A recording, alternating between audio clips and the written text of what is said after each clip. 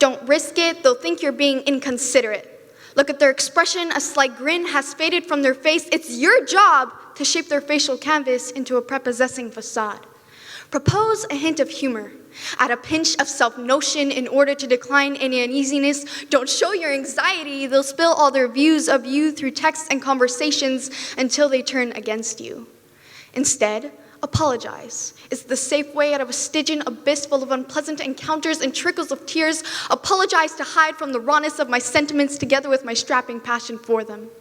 The roots of my uncertainty suffocate my mind from operating, still stuck on that moment when you sprouted a comment about how I am so adequately strange. Poorly does everyone recognize that this is a constellation of events that echo continually, that untangle my vexatious sentiments, and I find myself craving to hide in my mother's saluting wings. No, I should stop. I'm being too self-centered, not regarding the certitude that people have it worse, that they are deprived of the pennies that they need to win the treat of pleasant entity.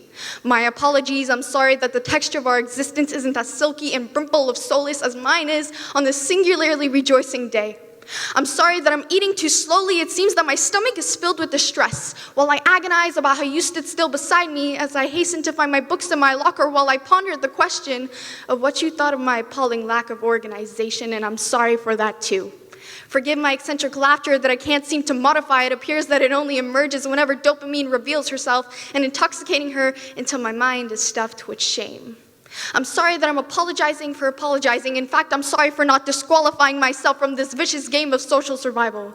You look over at me and you ask me what I'm thinking about. Well, I'll tell you, I'm asking myself why humanity is deciding what to wear today, and I'm swimming in an ocean of oblivion, overflowing with scenarios that could possibly explain why you inhaled so deeply when I asked if you are all right.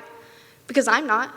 Sorry, I apologize for trying to exfoliate the countless layers of my concerns to try to share the miniature crumbles of my disquiet that have been sitting on my lips for days, only to retreat in moment of trepidation and swallow them back down. I have begged for forgiveness more times than the number of days that I have lived in, and in that mountainous quantity, I have never apologized to myself. I'm sorry, Barbra.